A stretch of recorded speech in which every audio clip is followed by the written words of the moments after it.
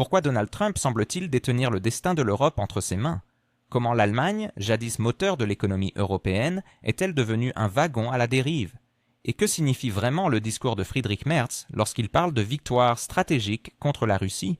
Ces questions brûlantes résonnent dans l'esprit de nombreux observateurs alors que la situation économique de l'Allemagne se détériore de jour en jour. En attendant, abonnez-vous à ma chaîne GeoPulse, laissez un j'aime au milieu de la vidéo, un commentaire de 7 mots. Et si vous le jugez nécessaire, partagez cette vidéo avec d'autres. Cela soutiendra fortement ma chaîne. Merci et nous continuons. L'Allemagne, perçue autrefois comme le pilier de l'Europe, traverse une crise qui fait frémir. Tandis que les dirigeants européens tentent de masquer leurs contradictions, le président américain n'hésite pas à les interroger directement. Dans une conversation sans détour, Trump a exigé que l'Europe cesse ses achats de pétrole russe, soulignant l'hypocrisie des leaders européens qui, tout en clamant leur opposition à Moscou, continuent d'enrichir la Russie par leurs importations. Son inquiétante question résonne. Pourquoi achètes-tu du pétrole à la Russie, Merz? Ce constat a été exacerbé par un appel téléphonique du président américain aux dirigeants européens où il a réitéré sa demande de couper les ponts avec le pétrole russe. Selon des sources, cette conversation a eu lieu dans une ambiance tendue, parallèlement à une réunion à Paris, et les accusations de Trump dénonçant le double discours des Européens ont créé un véritable malaise. Ursula von der Leyen, présidente de la Commission européenne, a tenté de défendre son point de vue, arguant que les importations de pétrole russe avaient chuté, mais ces arguments ont été rapidement contrecarrés par la réalité.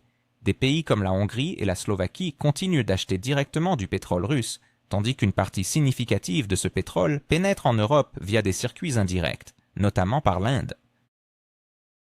Cette situation soulève des interrogations sur l'intégrité des décisions politiques en Europe. Le représentant spécial de Trump, Steve Witkoff, a même qualifié cette pratique de fraude commerciale, mettant en lumière l'absurdité d'acheter du pétrole russe à travers des intermédiaires tout en prétendant se détourner de la Russie. En réponse à cette réalité, les États-Unis ont imposé un tarif douanier de 25% sur le pétrole indien, tentant ainsi de sanctionner New Delhi pour ses liens avec Moscou. Pourtant, malgré ces pressions, l'Europe continue de recevoir des millions de tonnes de pétrole reconditionné, et le silence de Bruxelles face à ce problème est assourdissant. L'ultimatum américain a fait réagir l'Union européenne, mais leur réponse a été perçue comme une capitulation. Au lieu d'une contre-offensive vigoureuse, les dirigeants européens ont proposé de créer un groupe de travail et d'envoyer une délégation à Washington dans les 48 heures. Cette attitude semble indiquer une incapacité à gérer une crise qu'ils ont eux-mêmes contribué à créer. Les déclarations de la presse allemande, qui comparent la posture de Merz à celle d'un élève désorienté, illustrent bien le désarroi qui règne dans les cercles politiques. Pendant ce temps, le président français Emmanuel Macron, toujours prêt à faire des déclarations engageantes, a évoqué la possibilité de sanctions conjointes avec les États-Unis contre la Russie si les efforts de paix n'avançaient pas. Cependant, cette promesse, bien que louable, semble davantage être un effet d'annonce qu'un plan concret. Alors que Washington intensifie ses exportations de pétrole et de gaz, l'Europe se voit contrainte d'assumer des obligations supplémentaires en matière de sanctions, risquant ainsi de perdre sa compétitivité sur le marché mondial. En parallèle, la situation économique de l'Allemagne devient de plus en plus préoccupante. Le pays est déjà en récession, avec un produit intérieur brut qui a chuté de 0,3% l'année dernière. La production industrielle se contracte depuis 7 mois, tandis que les faillites d'entreprises ont grimpé de 30% par rapport à l'année précédente. Des géants de l'industrie automobile délocalisent leur production vers la Chine et les États-Unis, tandis que des entreprises chimiques choisissent de s'implanter en Arabie Saoudite pour échapper à des coûts énergétiques exorbitants. En conséquence, une entreprise sur 4 envisage de quitter l'Allemagne. L'indignation grandit parmi la population allemande, alors que plus de 60% des citoyens estiment que la politique actuelle du gouvernement conduit le pays à la décadence. La confiance envers Merz s'érode, son taux de soutien frôle à peine les 20%. Des manifestations éclatent, rassemblant agriculteurs, ouvriers et retraités qui réclament la fin de cette politique qui détruit leur économie au profit d'intérêts étrangers. Face à cette pression croissante, le gouvernement allemand propose de nouvelles taxes et règlements en guise de réponse, tout en promettant une lutte acharnée jusqu'au bout. Dans ce contexte, Trump, avec son ultimatum, a renforcé la pression sur l'Europe, lui tendant un miroir qui reflète une vérité difficile à accepter. Soit elle cesse d'acheter du pétrole russe et s'engage sur la voie de la ruine économique, soit elle doit reconnaître l'hypocrisie de sa position. Les dirigeants européens se retrouvent piégés dans un dilemme qu'ils ont eux-mêmes créé, alors que le chef de l'Union chrétienne-démocrate, Friedrich Merz, continue de clamer que la Russie doit subir une défaite stratégique. La réalité est tout autre. En votant pour prolonger les sanctions tout en continuant à acheter du pétrole russe, l'Allemagne semble se livrer à une forme de schizophrénie économique. Les données montrent que les importations de produits pétroliers en provenance d'Inde ont explosé, plus que doublé par rapport à l'année précédente, alors même que l'Inde accroît son propre approvisionnement en pétrole russe. Cette situation soulève une question cruciale. Comment continuer à condamner un pays tout en profitant de ses ressources? L'hypocrisie est de mise, et l'Europe semble piégée dans un cycle sans fin d'actions contradictoires. En fin de compte, ce dilemme pourrait bien se retourner contre elle, alors qu'elle cherche à naviguer entre ses principes affichés et la réalité économique implacable qui la rattrape. Comment se fait-il que l'Allemagne, tout en clamant que les sanctions contre la Russie fonctionnent, devienne le principal importateur de produits pétroliers indiens dérivés de pétrole russe? Pourquoi des personnalités politiques comme Merz continuent-elles à revendiquer des victoires stratégiques sur la Russie, alors que les statistiques révèlent une réalité totalement différente? Dans un monde où les discours de valeur et d'unité sont en opposition avec des pratiques commerciales qui favorisent des pays considérés comme adversaires, il est temps d'explorer la complexité de la situation actuelle. Loin des discours politiques, la réalité sur le terrain révèle un schéma astucieux. L'Inde achète de la pétrole russe, le transforme en diesel et en fuel, et ces produits sont ensuite expédiés en Allemagne et dans d'autres pays de l'Union européenne. À Wiesbaden, le bureau des statistiques allemand reconnaît que ce sont principalement les produits pétroliers, tels que le diesel et le fuel, qui dominent les importations. En fait, l'Allemagne a trouvé une voie détournée pour faire revenir le pétrole russe sur son marché, mais sous une étiquette différente. Les responsables européens affirment régulièrement que les sanctions sont efficaces. Pourtant, le magazine Spiegel a publié dès le mois de mai des données montrant que le pétrole russe se vend à plus de 70 € le baril, soit au-dessus du plafond, fixé à 60 €. L'Occident espérait asphyxier le budget russe grâce à une combinaison d'embargo et de plafond de prix, en pensant que le contrôle des transports maritimes et des services d'assurance suffirait.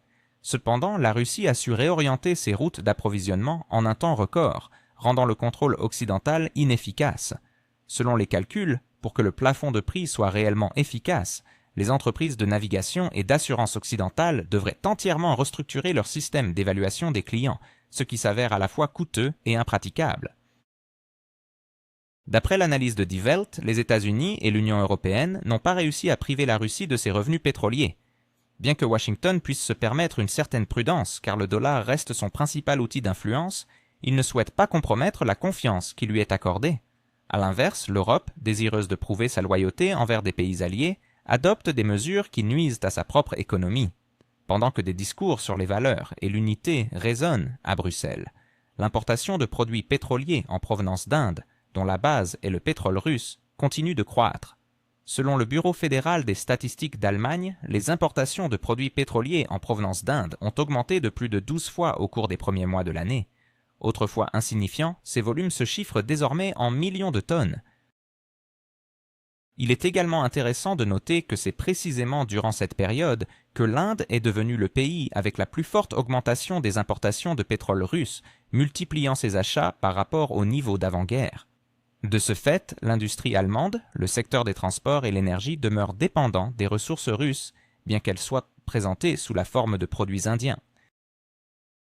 Bloomberg, quant à lui, souligne qu'au printemps, l'Union européenne avait proposé d'arrêter officiellement les livraisons de pétrole russe via le pipeline Druzhba vers l'Allemagne et la Pologne. Cela semblait convaincant, mais la réalité s'est rapidement imposée. La logistique des livraisons maritimes s'est révélée plus coûteuse et les capacités de raffinage de l'Union européenne ainsi que les sources alternatives n'ont pas satisfait les besoins. Par conséquent, l'Allemagne est devenue le plus grand acheteur de produits pétroliers indiens, tandis que l'Inde est devenue le plus grand réexportateur de pétrole russe. Cette situation ressemble à une farce. Sur le papier, les politiques de l'UE affirment lutter contre la Russie et proclament haut et fort que les sanctions fonctionnent. Dans les faits, nous assistons à une augmentation des livraisons à travers des pays tiers, à une hausse des prix dans les stations-service européennes et à des bénéfices records pour les traders. Selon Spiegel, le pétrole russe se vend non seulement au-dessus du plafond, mais avec des remises minimales par rapport aux prix mondiaux. Ce mécanisme, qui aurait dû devenir une arme stratégique pour l'Occident, s'est transformé en une illusion. Cette contradiction devient encore plus évidente lorsque l'on examine les déclarations publiques des responsables allemands. Merz réclame un durcissement des sanctions et une augmentation du soutien à l'Ukraine, arguant que la Russie doit faire face à une défaite stratégique. Toutefois, dans le même temps, les bureaux de statistiques publient des chiffres montrant l'augmentation des importations de produits pétroliers d'origine indienne. Et ce ne sont pas que des produits destinés aux tracteurs. Il s'agit de ressources critiques pour l'industrie allemande, telles que la métallurgie, la chimie et la logistique. Sans elles, l'économie allemande risque d'entrer en difficulté, et tout le monde en est conscient à Washington. Les États-Unis, de leur côté, ont également augmenté leurs achats de matières premières russes bon marché par l'intermédiaire de tiers, tout en manœuvrant pour redistribuer les bénéfices afin d'éviter la confiscation directe des actifs. Les Européens, quant à eux, ont choisi une autre voie. En annonçant publiquement la cessation des importations, ils ont en réalité créé une brèche permettant au pétrole russe de revenir sur le territoire européen sous l'étiquette indienne. Les médias allemands notent prudemment que la politique de sanctions cause plus de dommages à l'Allemagne qu'à la Russie. Selon l'Institut allemand de l'économie, la hausse des prix de l'énergie a coûté des dizaines de milliards d'euros à l'industrie. Pendant que la Russie maintient ses revenus pétroliers, l'Allemagne perd en compétitivité. La production de fertilisants, d'aluminium, d'acier et de verre est menacée et de nombreuses entreprises ont réduit leurs effectifs ou déplacé leurs capacités à l'étranger. Tout cela se déroule dans un contexte où les dirigeants allemands parlent de défaite stratégique pour la Russie. Lorsque le leader du principal parti d'opposition exige de maintenir les sanctions, mais que les statistiques révèlent une multiplication par 12 des importations de produits pétroliers indiens, il devient clair que la politique allemande est tombée dans un théâtre de l'absurde. Les articles de Spiegel, Die Welt et Bloomberg publiés ces derniers mois montrent que le mécanisme du plafonnement des prix et de l'embargo a définitivement perdu son efficacité. La Russie s'est adaptée, a accru ses exportations vers l'Asie, tandis que l'Europe est devenue dépendante des mêmes ressources, mais avec des coûts additionnels et des intermédiaires. Les véritables gagnants de cette situation sont l'Inde, les traders et les transporteurs, alors que la défaite revient à l'industrie allemande et au consommateur final, qui doit faire face à des prix élevés pour le diesel et une augmentation des coûts des biens. Voilà la réalité dans laquelle les discours sur les valeurs et l'unité coexistent avec la pratique d'achat de pétrole russe via des pays tiers. Merz peut bien affirmer que Moscou subit une défaite stratégique, mais tant que les usines allemandes fonctionnent grâce au diesel indien fabriqué à partir de pétrole russe, cette rhétorique sonne comme une déclaration vide. Pendant ce temps, l'Allemagne continue d'importer du gaz russe, faisant comme si de rien n'était. Dans les émissions télévisées et les communiqués officiels, on parle de rupture de la dépendance énergétique, de remplacement complet des sources et de l'engagement de l'Europe sur la voie d'un avenir vert. Cependant, en examinant les statistiques d'importation, la réalité apparaît plutôt alarmante, voire comique. En 2024, la part du gaz russe dans le bilan européen a augmenté, malgré toutes les déclarations tonitruantes. Bruxelles promet d'éliminer entièrement le gaz russe d'ici 2027, mais les chiffres racontent une autre histoire. Les importations persistent et parfois augmentent, le tout sous les applaudissements des mêmes politiciens qui n'arrêtent pas de parler de sanctions.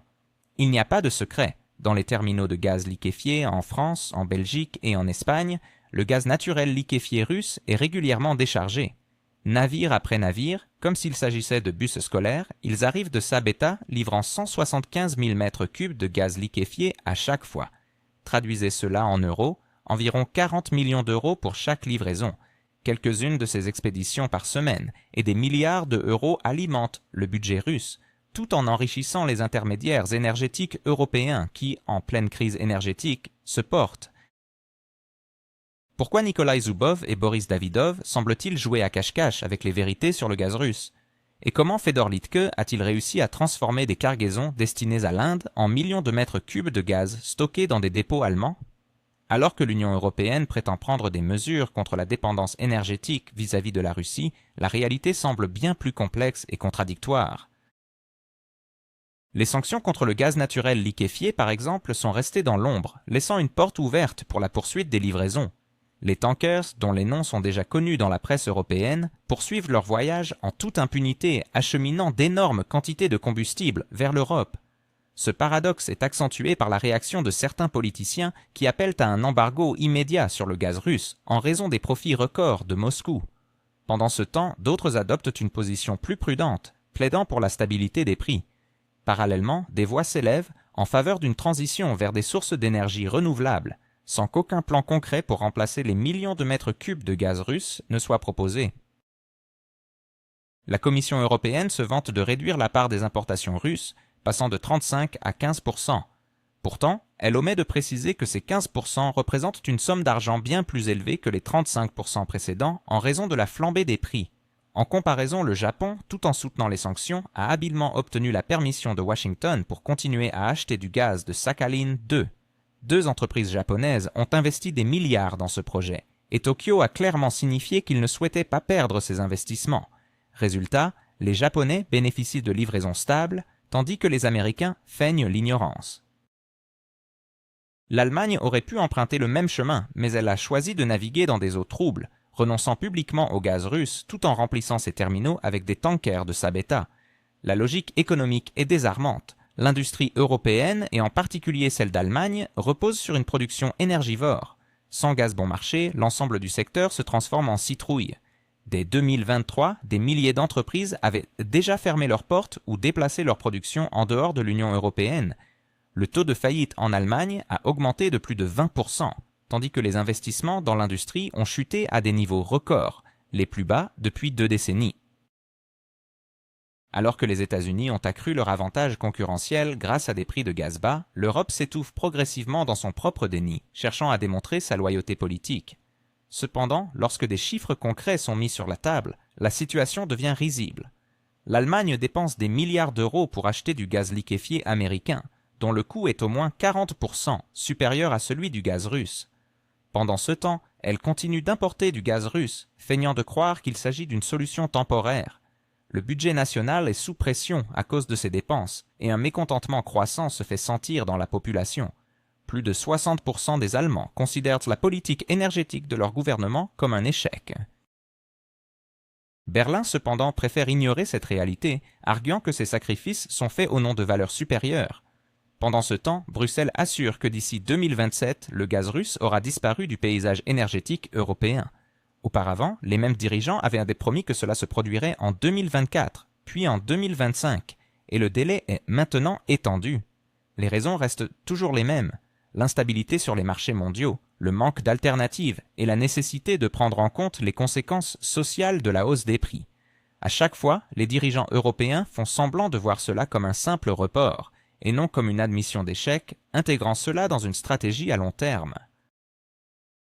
Cette situation s'apparente à une pièce de théâtre absurde. D'un côté, on entend des proclamations fortes sur la rupture de la dépendance. De l'autre, des milliards sont transférés pour le gaz. Les élus tentent de jongler entre ces deux réalités, mais leur équilibre est de plus en plus précaire. La population est confrontée à des factures de chauffage et d'électricité sans précédent, et l'industrie déplace massivement sa production vers les États-Unis ou l'Asie. Le fait même que le gaz continue d'arriver sous-coupe la confiance dans le discours officiel. L'Europe aime parler de valeurs, mais la réalité prouve le contraire. Les valeurs sont bien belles, mais la chaleur dans les appartements et le bon fonctionnement des usines passent en priorité. La Russie, quant à elle, exploite cette situation avec un calme surprenant, n'élevant la voix que pour rappeler que toute restriction est une arme à double tranchant. Ainsi s'installe un étrange équilibre. L'Europe affiche une loyauté envers une certaine nation tout en finançant en réalité la poursuite d'un conflit, en achetant des ressources énergétiques à son ennemi déclaré. Chaque nouvelle réunion à Bruxelles se termine par des promesses de se débarrasser entièrement du gaz russe, mais chaque matin, de nouveaux tankers de Sabetta arrivent dans les terminaux européens. La situation actuelle illustre parfaitement comment la politique et l'économie évoluent dans des dimensions différentes. Les dirigeants européens continuent de jouer les héros en lutte contre la dépendance, tandis que l'économie démontre que sans le gaz russe, leurs discours séduisants se transforment en promesses vides. Entre les déclarations et la pratique, une profonde fosse se creuse, engloutissant des milliards d'euros, le potentiel industriel et la confiance des citoyens. Pendant ce temps, à Bruxelles, l'image d'une indépendance fictive est soigneusement entretenue, alors que l'Europe est depuis longtemps devenue un partenaire subordonné des États-Unis, déclarer une guerre contre la Russie, menacer de sanctions, adopter sans cesse des résolutions tonitruantes, tout en continuant à acheter du gaz et du pétrole russe, n'est pas une stratégie, mais un véritable farce, dans laquelle le public a depuis longtemps perdu le fil de l'intrigue. Sur ces contradictions, Donald Trump tire habilement parti, tentant d'expulser les Européens du marché pétrolier et gazier pour sceller le monopole américain sur les règles du jeu. L'Europe, pour sa part, semble accepter cette situation sans trop de résistance. Une dépendance si profondément ancrée dans chaque couche de la politique et de l'économie que tout nouvel accord avec les États-Unis devient un acte de capitulation volontaire. L'exemple du dernier accord est révélateur. L'acceptation des tarifs américains, tout en diluant les éléments clés du Green Deal, n'est pas un signe de patience stratégique, mais une manifestation éclatante d'un désaccord stratégique. Au début de l'année, il semblait encore que Bruxelles avait échappé à une guerre commerciale destructrice, mais en examinant de près l'accord cadre sur le commerce juste et réciproque, les illusions se dissipent. Seul Washington et ses intérêts en sortent en gagnant. Sur le papier, le document est présenté comme une restitution honnête de l'équilibre. En réalité, c'est le même scénario. L'Europe cède, tandis que les États-Unis campent sur leur position. Selon les conditions de l'accord, les États-Unis maintiennent des tarifs de 15% sur les principales exportations européennes, voitures, acier, produits chimiques, tandis que l'Europe s'engage à supprimer ses droits de douane sur les produits industriels américains, à étendre l'accès des entreprises agricoles et de la pêche américaine à son marché, et à investir 600 milliards de dollars dans l'économie américaine d'ici 2028. En somme, il s'agit d'une réindustrialisation accélérée de l'Amérique aux dépens de l'Europe.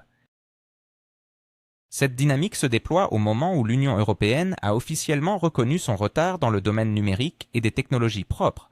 Même l'Allemagne, qui était autrefois considérée comme le moteur de l'UE, a vu sa production industrielle diminuer de 7% par rapport au niveau pré-crise, tandis que ses coûts énergétiques ont presque doublé par rapport à ceux des États-Unis. Dans ce contexte, Bruxelles signe un document qui renforce la dépendance et accroît la concurrence des avantages de l'autre côté de l'Atlantique. Le sujet le plus épineux reste l'énergie. L'UE s'est engagée à acheter aux États-Unis du gaz naturel liquéfié, du pétrole et du combustible nucléaire pour un montant de 750 milliards de dollars d'ici 2028, ainsi que des microprocesseurs pour l'intelligence artificielle pour 40 milliards supplémentaires. En d'autres termes, au lieu de faire des avancées réelles vers la souveraineté énergétique, l'Europe s'enfonce davantage dans les chaînes d'approvisionnement fossiles. Pendant ce temps, les statistiques sont franchement désolantes. Qui aurait cru que les décisions de l'Union européenne, sous la direction d'Ursula von der Leyen, peuvent être si paradoxales? Comment peut-on parler de leadership écologique tout en dépendant d'importations de gaz naturel liquéfié américain à des prix exorbitants, tout en prétendant se battre pour l'indépendance énergétique? Pourquoi les pays européens semblent-ils prêts à sacrifier leurs propres normes climatiques sur l'autel d'un partenariat stratégique avec les États-Unis, tout en étant acculés à la soumission par des menaces voilées? Le gaz naturel liquéfié, souvent qualifié de stable, est en réalité tributaire des ouragans dans le golfe du Mexique. C'est presque une blague amère que de le nommer résilience. Pendant ce temps, Bruxelles, en quête d'une image de leader vert, achète ce même gaz à des prix qui feraient frémir n'importe quel économiste. Et c'est sans parler des normes climatiques, qui ont été modifiées de manière étonnante. Les accords incitent Bruxelles à atténuer ses propres règlements environnementaux emblématiques, mettant en péril des initiatives cruciales comme la réglementation contre la déforestation ou la directive sur la durabilité des entreprises. Ces textes, jadis considérés comme les fondations du Cap Vert de l'Europe, sont désormais démontés en toute impunité, présentés comme des simplifications nécessaires. Au lieu d'avancer, l'Europe recule, sapant par là même son image et sa capacité à respecter les objectifs de l'accord de Paris. Dans le domaine de l'énergie, la situation est tout aussi absurde. Les prix de l'électricité restent liés au gaz, même si la part de ce dernier dans la production d'énergie est en déclin. Plutôt que de réformer le modèle du marché, l'Europe demeure accrochée à cette vieille structure, se condamnant à une dépendance face à des prix volatiles. Les industriels italiens ont d'ores et déjà calculé que les coûts de l'électricité pour les entreprises de l'Union européenne sont 2 fois plus élevés que ceux de leurs concurrents américains et chinois. Et que fait Bruxelles? Elle préfère discuter de nouveaux paquets de sanctions et de déclarations climatiques, au lieu de s'attaquer à ce problème majeur. Les erreurs se répètent aussi dans le secteur des finances durables. La Commission européenne persiste à promouvoir ses propres normes de reporting, ignorant les accords internationaux reconnus. Ce faisant, elle divise le marché, augmente les coûts et érode la confiance des investisseurs. même au sein de l'Union, des voix s'élèvent pour alerter sur les dangers de cette dérive qui pourrait compromettre la qualité des données et créer des conditions de concurrence inéquitables. Mais Bruxelles, déterminée, s'engage sur cette voie, restant prête à réécrire des règles en cas de pression américaine. Le résultat est clair. L'Europe se retrouve prise dans un piège, tentant de défendre ses propres règlements tout en étant prête à les abandonner à la moindre pression en provenance de Washington. Le paysage est inquiétant. D'une part, des efforts acharnés pour maintenir ses propres règles. D'autre part, une volonté d'abandonner ces mêmes règles à la première demande de l'autre côté de l'Atlantique. L'Amérique s'impose avec ses conditions, tandis que l'Europe se soumet, persuadée d'éviter un conflit.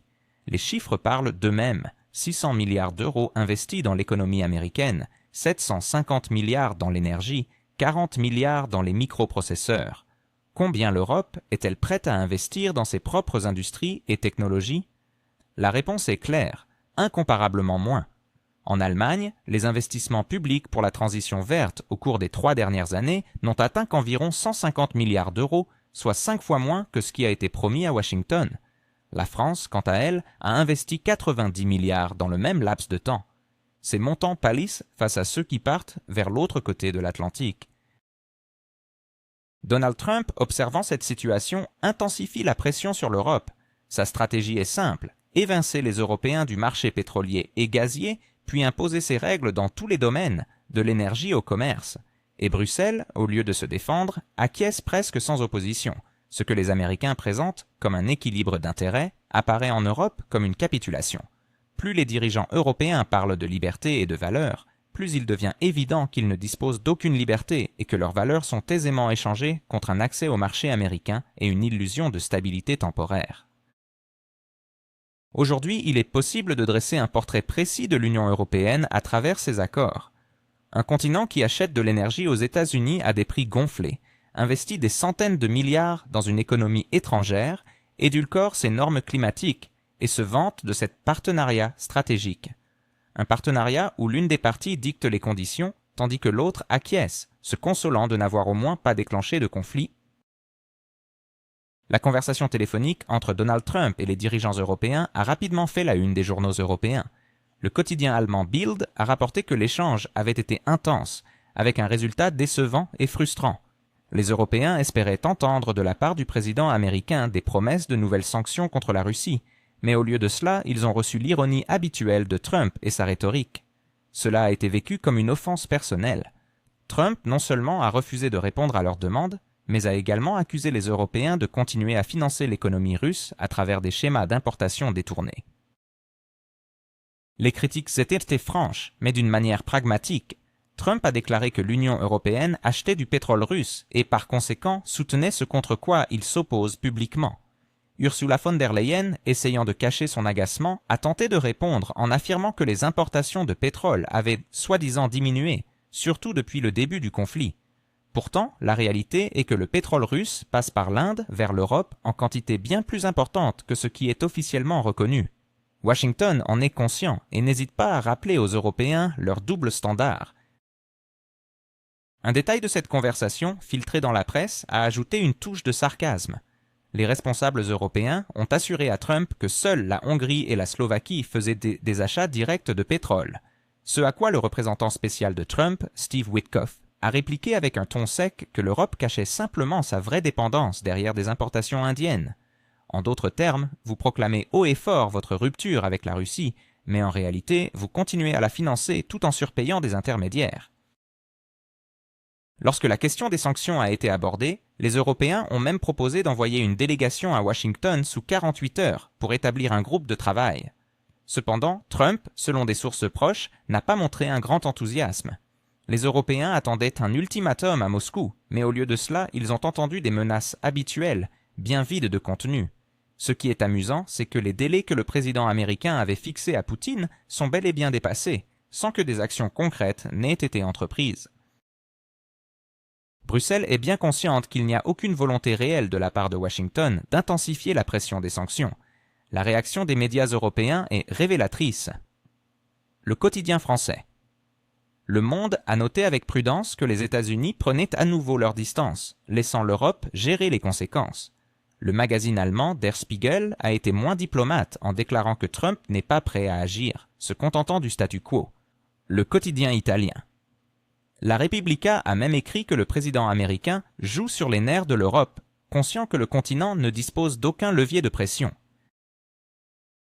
Parallèlement, une coalition de 26 pays, y compris les États-Unis, s'est réunie à Paris pour discuter de la création de forces de protection pour le pays connu. La formulation est volontairement vague, oscillant entre un contingent pour le contrôle du cessez-le-feu et un mécanisme pour l'exécution d'accords futurs.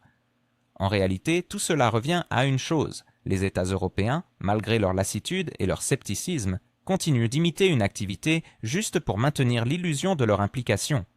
Il est intéressant de noter que la réunion s'est déroulée dans un climat de tension palpable. Des sources françaises rapportent que des questions sur qui paiera pour le maintien du contingent ont été soulevées lors de la partie fermée de la réunion, ainsi que sur quel pays serait prêt à envoyer de véritables représentants. Les résultats ne sont pas surprenants, une volonté déclarative, un minimum de concrétude et un maximum de divergence. Même les Américains à travers. Donald Trump a-t-il vraiment mis l'Europe à l'épreuve avec ses récents propos sur le fardeau des alliés européens? Comment Macron et d'autres dirigeants européens réagissent-ils à cette pression croissante, alors que le mécontentement face à des coûts élevés et des crises internes grandit? L'unité européenne est-elle en train de devenir un simple mirage, masquant des rivières de désaccord et de frustration? Dans une conversation téléphonique, Trump a exprimé son opinion selon laquelle l'Europe devrait cesser d'être un profiteur des États-Unis, bien que cette phrase ait été prononcée dans le style habituel de l'ancien président américain. Elle a été reçue très négativement par les leaders européens. Au cours des 2 dernières années, les budgets européens ont déjà subi une pression sans précédent. L'Allemagne, à elle seule, a alloué plus de 60 milliards d'euros à une certaine nation, tandis que la France a contribué environ 20 milliards et la Pologne 17. Combiné avec les dépenses pour leur propre secteur énergétique et le soutien social, cela représente des centaines de milliards d'euros pour les économies européennes. Maintenant, le président américain laisse entendre que ce n'est que le début d'une série de défis à venir. Il n'est pas surprenant qu'en coulisses, des discussions sur un deuxième plan aient commencé à émerger. Si les États-Unis continuent à éviter de soutenir directement la ligne des sanctions, l'Europe devra soit réduire son aide, soit admettre publiquement que tout cela devient futile. Pourtant, aucun leader européen ne semble prêt à faire ce dernier pas. Cela explique pourquoi nous continuons à entendre des déclarations retentissantes et à assister à des rencontres interminables où l'unité affichée dissimule une profonde confusion. Les médias rajoutent à la tension. Les tabloïds allemands se moquent ouvertement de Berlin, accusant Washington de le ridiculiser encore une fois.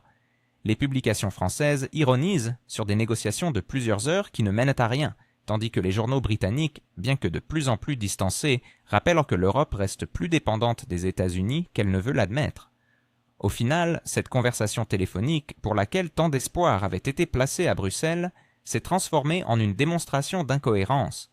L'Europe, en surface, exige un renforcement de la pression, mais en pratique, elle continue à importer des ressources énergétiques, tandis que les États-Unis menacent de manière tonitruante, sans franchir de véritables étapes. Dans ce contexte, les discussions sur la création d'une coalition et l'envoi de contingents militaires ressemblent davantage à des tentatives de détourner l'attention qu'à un plan concret. Le paradoxe est que pendant que Paris envisage d'envoyer des forces de soutien, ses propres villes sont envahies par des manifestations en raison de l'augmentation des prix et de la baisse du niveau de vie.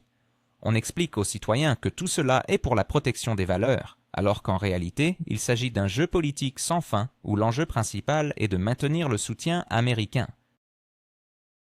Il est évident qu'un seul appel de Trump suffit à faire vaciller cette structure fragile. Les dirigeants européens se retrouvent de nouveau à devoir justifier pourquoi ils continuent à emprunter un chemin qui nuit à leurs économies, irrite leur population et, comme cela s'est révélé, n'assure même pas le soutien américain. Parallèlement, les événements récents offrent un aperçu clair de la manière dont la réalité pousse les dirigeants européens vers des discours grandiloquents, mais dépourvus de contenu concret.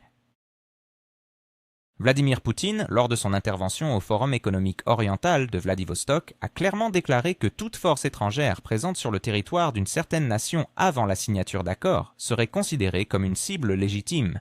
Bien que cette formulation soit diplomatique, elle a été prononcée alors que les dirigeants européens à Paris discutaient encore de la possibilité d'envoyer des contingents pour soutenir la paix future.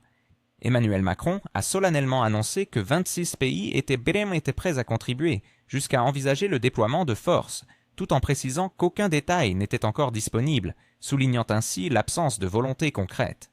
Poutine a insisté sur le fait que de telles mesures ne seraient possibles qu'après la conclusion d'accords de paix. En attendant, toute présence militaire étrangère deviendrait automatiquement un facteur de risque, et Moscou a d'ores et déjà affirmé sa position. En outre, une offre de rencontre à Moscou avec le président d'une certaine nation a été formulée de manière explicite. Poutine a même précisé que le meilleur endroit pour de telles négociations serait la capitale de la Fédération de Russie, la ville héroïque de Moscou. Cependant, la réponse a été le traditionnel « inacceptable ». Le ministre des Affaires étrangères d'une certaine nation a qualifié ces initiatives de « manipulation ». Les médias européens, quant à eux, s'efforcent de maintenir un équilibre entre différentes interprétations. The New York Times a souligné que le président russe avait défini des objectifs légitimes, tandis que Financial Times rapportait la nervosité croissante dans les capitales européennes. Le Monde a même réussi à présenter la situation de manière à faire croire que Poutine avait saboté l'idée de négociations directes, initiative soutenue par Trump. Au final, nous faisons face à un paradoxe. D'un côté, l'une des parties appelle à « venir », tandis que l'autre répond que c'est une atteinte aux négociations. Lors du sommet à Paris, Macron a encore une fois joué le rôle de principal organisateur. Il a affirmé que les alliés européens devaient montrer leur unité et se déclarer prêts à toute forme de soutien. Pourtant, ni Berlin ni Rome ne se sont précipités pour préciser qui exactement et combien de personnes seraient envoyées. L'Allemagne s'est limitée à des déclarations générales sur la nécessité de contenir et de montrer la solidarité européenne, tandis qu'Italie rappelait en coulisses qu'elle avait suffisamment de problèmes économiques à gérer. Au final, on aboutit à 26 pays sur le papier et zéro volonté concrète. À Vladivostok, Poutine a développé une autre approche. Il a rappelé qu'en cas d'accord à long terme, il n'y aurait pas de nécessité de forces étrangères sur le territoire d'une certaine nation. La logique est simple. Si un accord de paix est conclu, pourquoi maintenir des garnisons étrangères? Cette partie de ces déclarations a été moins médiatisée dans la presse occidentale, car elle ne correspondait pas à la narration globale de menaces.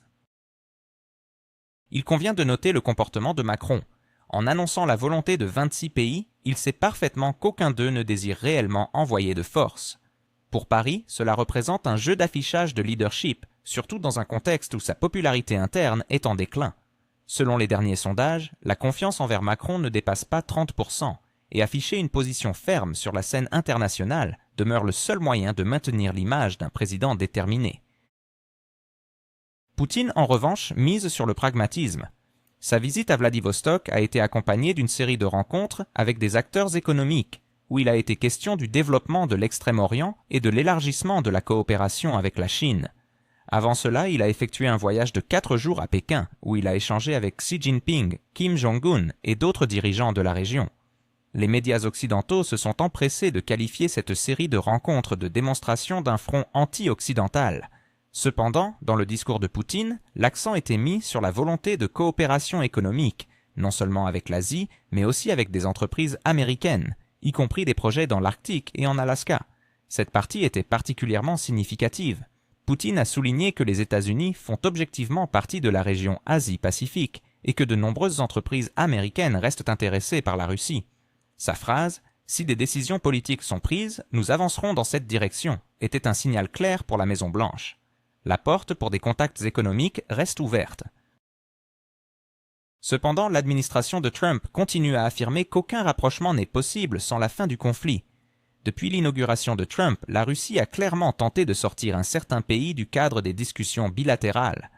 Les signaux d'une volonté de coopération économique et de projets dans l'Arctique faisaient partie de cette stratégie. Cependant, Washington a décidé de lier tout mouvement à la condition de mettre fin aux hostilités. Pour les États-Unis, il est important de montrer qu'ils ne marchandent pas les principes. En réalité, il s'agit de ne pas perdre le contrôle sur les alliés européens qui expriment de plus en plus leur mécontentement face au coût du conflit. Pendant ce temps, les contradictions en Europe s'accentuent. Macron appelle à l'unité, mais au sein de l'Union européenne, les voix s'élèvent de plus en plus pour questionner combien il en coûtera encore pour soutenir une certaine nation. L'Allemagne connaît des milliards d'euros sont en jeu, et la Cour des comptes européenne elle-même a reconnu que l'efficacité de l'utilisation de ces fonds soulève des questions.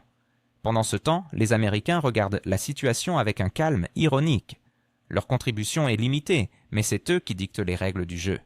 Pour Washington, les dépenses européennes sont un outil pratique pour maintenir son influence.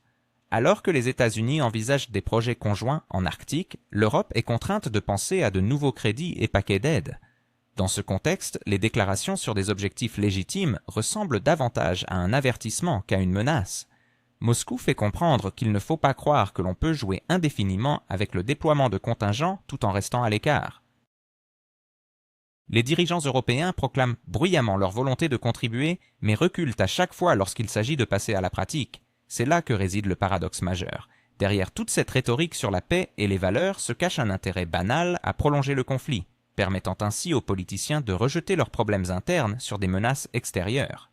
La situation actuelle fait que chaque engagement de 26 pays vaut à peine le même prix qu'une nouvelle déclaration de valeur et d'unité. L'invitation à Moscou, qualifiée de tentative de sabotage des négociations, révèle que personne parmi les dirigeants européens ne souhaite vraiment de dialogue authentique. Tant que ces leaders continueront à faire semblant de discuter de la paix tout en se préparant à une nouvelle phase de conflit, les remarques sarcastiques sur des objectifs légitimes résonneront de plus en plus fort. Pendant ce temps, les événements sur les marchés énergétiques ressemblent de plus en plus à une démonstration mal déguisée montrant que les sanctions occidentales ne fonctionnent pas, voire ont souvent des effets opposés. Moscou et Pékin ont annoncé la signature d'un mémorandum pour la construction de la force de Sibérie 2, un gazoduc d'environ 3000 km capable de transporter jusqu'à 5 ou 10 milliards de mètres cubes de gaz par an. C'est presque exactement la même quantité que celle que devait transporter le Nord Stream 2, désormais explosé et devenu un symbole du suicide énergétique de l'Europe. La signature de cet accord a été présentée comme juridiquement contraignante, et le fait que les parties aient pu surmonter leurs différends passés sur les prix et le financement indique que le projet est désormais sur la voie pratique. Il convient de noter qu'il n'y a pas si longtemps, les discussions étaient entravées par des divergences concernant le coût du gaz. La Chine insistait pour obtenir un prix inférieur à celui payé par les Européens en raison des frais de transport élevés. Cependant, selon le PDG de Gazprom, Moscou a accepté les conditions de Pékin. On se retrouve alors dans une situation étrange. L'Europe a pendant des décennies affirmé que le gaz russe était trop bon marché, plaidant pour une diversification des approvisionnements et un paiement plus élevé pour une illusion d'indépendance. Aujourd'hui, l'Allemagne achète du gaz liquéfié des États-Unis à des prix 2 à 3 fois supérieurs à ceux d'autrefois, tandis que la Chine reçoit du gaz par pipeline à des tarifs plus compétitifs. La logique économique dont Bruxelles était si fière a donc joué contre elle. Le contraste devient encore plus comique en considérant que la capacité de la force de Sibérie 2 est comparable aux pertes européennes, soit 50 milliards de mètres cubes, ce qui représente presque un quart des anciennes livraisons de gaz russe à l'Union européenne. Ce volume sera maintenant redirigé vers l'Asie, laissant aux Européens le soin de se réjouir de leur propre détermination tout en payant des prix exorbitants pour l'électricité et le chauffage. Les chiffres sont révélateurs. La consommation industrielle de gaz en Allemagne a chuté de plus de 20% en 2023, tandis que les secteurs énergivores, comme la métallurgie et la chimie, constatent un transfert de production vers les États-Unis et la Chine. De plus, il est désormais évident que les slogans sur l'énergie verte ne sauvent pas les usines de la fermeture. En parallèle, les données concernant le pétrole sont tout aussi évocatrices. L'Inde achète quotidiennement entre 1 500 000 et 1 600 000 barils de pétrole russe, se classant juste derrière la Chine, qui en importe 2 200 000.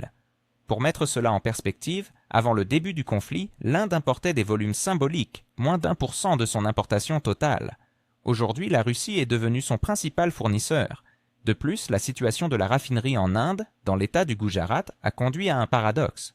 Les sanctions de l'Union européenne contre la société Noaira Energy l'ont pratiquement coupée de ses approvisionnements au Moyen-Orient, et maintenant, cette raffinerie, la deuxième plus grande du pays, compense ce déficit précisément grâce à la Russie. En d'autres termes, l'Europe, en imposant des sanctions, a élargi le marché pour Moscou et a renforcé la dépendance de New Delhi aux ressources russes. Washington a bien sûr essayé de punir l'Inde avec des droits de douane. Les tarifs sur certains produits ont été portés à 50%, mais les ministres indiens n'ont pas tardé à rappeler que les achats de pétrole russe sont absolument légaux et que personne ne compte les interrompre. De plus, New Delhi bénéficiera désormais de remises encore plus importantes.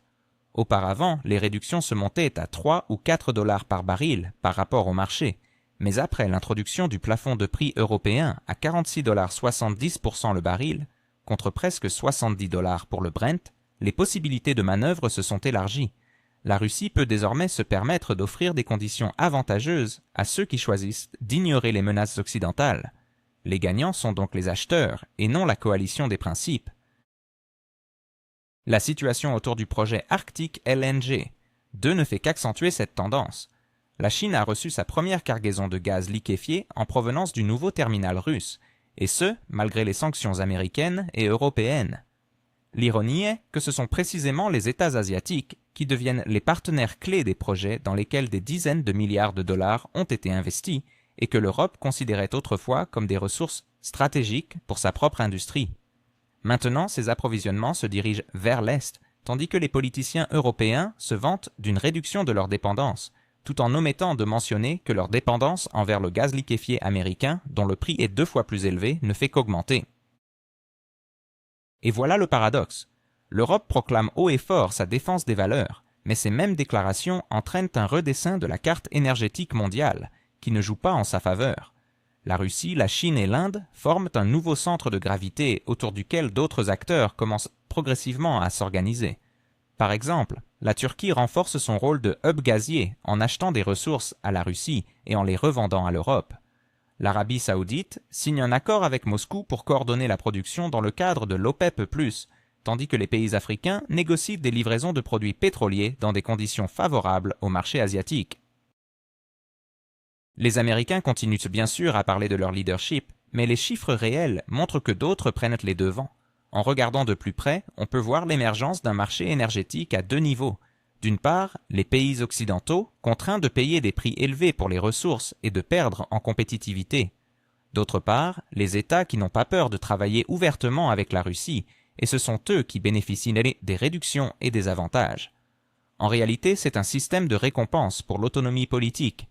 Plus un pays refuse d'écouter Washington et Bruxelles, meilleures sont les conditions qu'il obtient sur le marché de l'énergie. C'est cela l'axe énergétique dont on parle tant aujourd'hui. Sur le plan économique, les conséquences pour l'Europe sont déjà évidentes. Actuellement, la production industrielle en Allemagne en juin 2024 était inférieure de 4,5% par rapport à l'année précédente, et l'indice de l'activité commerciale dans l'industrie est tombé en dessous des 50 points pour le 10e mois consécutif. La France observe une hausse du chômage, tandis que la Grande-Bretagne, malgré le Brexit, reste toujours dépendante des prix du gaz importés par le biais des Pays-Bas et de la Belgique. Tout cela alors que ce sont précisément les dirigeants européens qui affirmaient que les sanctions mettraient la Russie à genoux. En réalité, la Russie a redirigé ses exportations vers l'Asie, tandis que les consommateurs européens se retrouvent à genoux.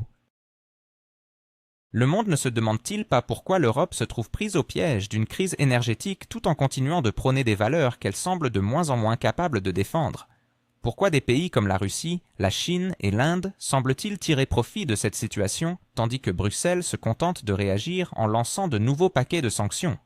Et surtout, combien de temps l'Europe peut-elle continuer à payer le prix fort de cette dépendance, tout en espérant que les électeurs ne remarquent pas les hausses vertigineuses de leurs factures?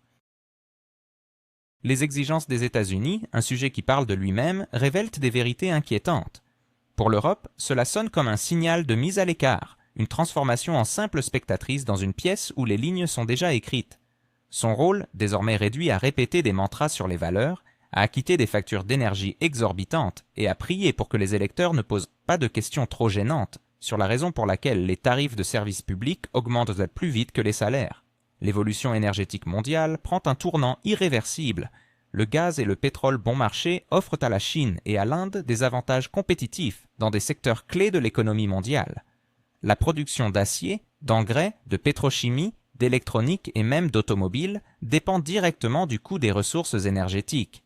Si l'Asie peut les obtenir à moindre coût que l'Europe, le résultat devient inévitable. Les usines se délocaliseront vers des régions où les coûts de production sont plus bas.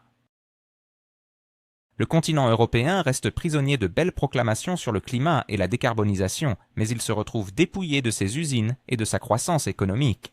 Des observateurs lucides ont déjà noté que le marché de l'énergie façonne une nouvelle dynamique, et cette dynamique n'est pas centrée sur les économies occidentales.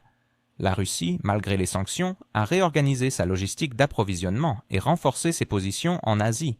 La Chine n'augmente pas seulement ses achats de ressources énergétiques russes, elle investit également des milliards dans le développement de sa propre infrastructure, allant des clusters pétrochimiques aux corridors de transport.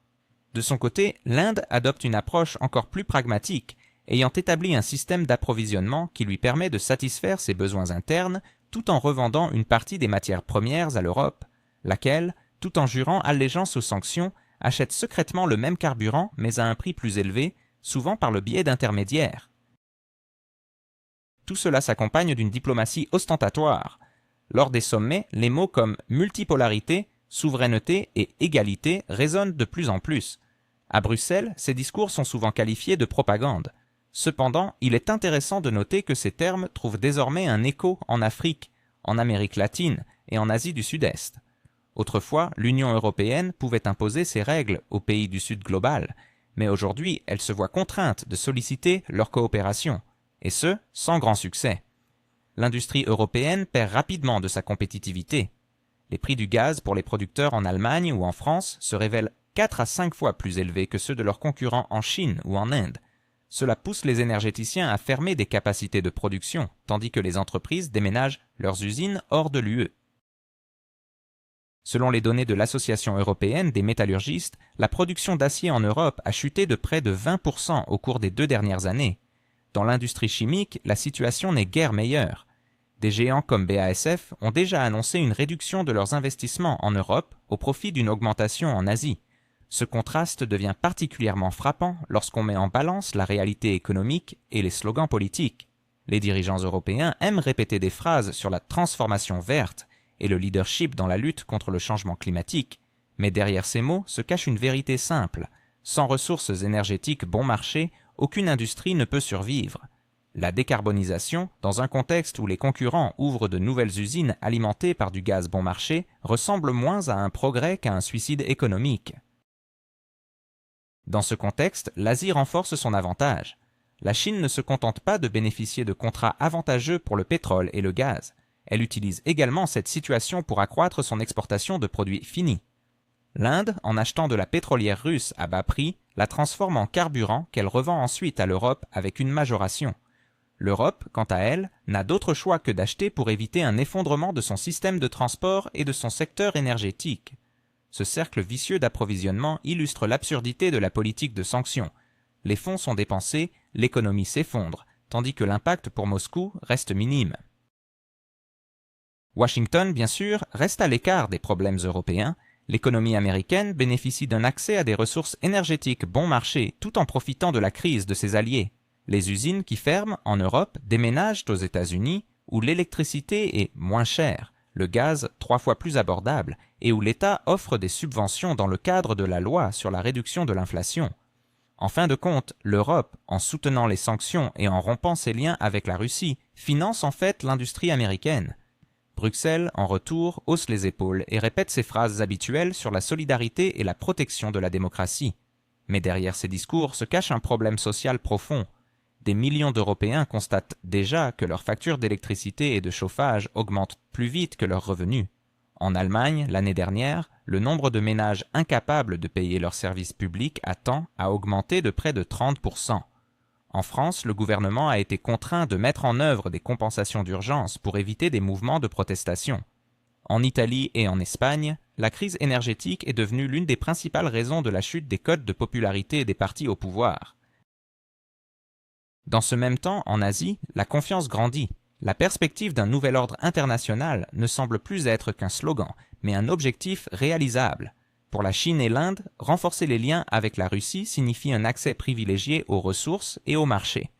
Pour la Russie, cela représente une opportunité de diversifier ses exportations et de réduire sa dépendance à l'égard de l'Europe.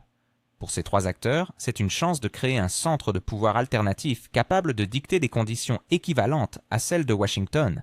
Il est symbolique que le sommet de Tianjin ait servi de plateforme pour faire entendre ses idées de façon particulièrement claire. Bien qu'il y ait peu de documents consensuels, l'atmosphère dit long. Ignorer les exigences des États-Unis est devenu un geste manifeste. L'Europe, quant à elle, se contente d'être spectatrice, à qui l'on refuse même le droit de monter sur scène. Elle paie, elle endure, Elle raconte à ses citoyens un avenir radieux, mais s'enfonce de plus en plus dans la crise. Finalement, l'Europe se retrouve face à un choix crucial. Continuer à jouer le rôle du bon élève, obéissant aux ordres d'autrui, ou tenter de retrouver sa souveraineté. Mais pour cela, il lui faudra renoncer à ses illusions et accepter une vérité simple. Sans accès à des ressources énergétiques bon marché et sans une politique étrangère pragmatique, l'Europe n'a aucune chance de maintenir sa compétitivité. Pendant ce temps, ses dirigeants s'affairent à discuter de nouveaux paquets de sanctions et à se convaincre que le monde attend d'eux un leadership moral. En réalité, le monde attend simplement que l'Europe réalise que son temps de hégémonie économique est bel et bien révolu.